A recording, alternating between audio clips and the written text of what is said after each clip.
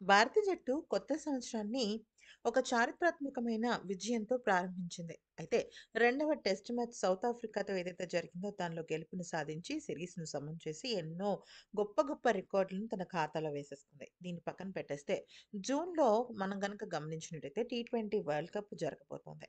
ఇప్పటివరకు ఐసీసీ టోర్నమెంట్స్‌లో ఎన్నో సందర్భాలలో భారత జట్టు ట్రోఫీ కోసం ప్రయత్నిస్తూనే ఉంది గానీ అదృష్టం మాత్రం భారత జట్టును వరించలేకపోతోంది. అయితే ఇక ఈ క్రమంలో రోహిత్ అలాగే విరాట్ కోహ్లీలకు ఒక అద్భుతమైన శుభవార్త బీసీసీఐ చెప్పబోతోంది. అదేంటనేది ఒకసారి చూద్దాం. అమెరికా, వెస్టిండీస్ సంయుక్తంగా నిర్వహించిన ఐసీసీ టీ20 వరల్డ్ కప్ 2024 షెడ్యూల్ జనవరి 5న శుక్రవారం విడుదలైంది.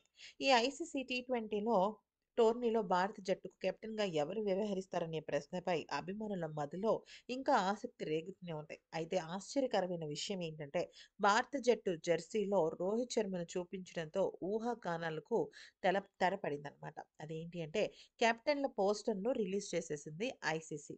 దానిలో కొన్ని జట్ల కెప్టెన్‌ల పోస్టర్‌లో రోహిత్ శర్మ కూడా ఉండటం అక్కడ చాలా స్పష్టంగా కనిపించింది. షెడ్యూల్‌తో పాటు ఐసీసీ విడుదల చేసిన పోస్టర్‌లో భారత జట్టు జెర్సీలో రోహిత్ శర్మ మాత్రమే కనిపిస్తున్నాడు.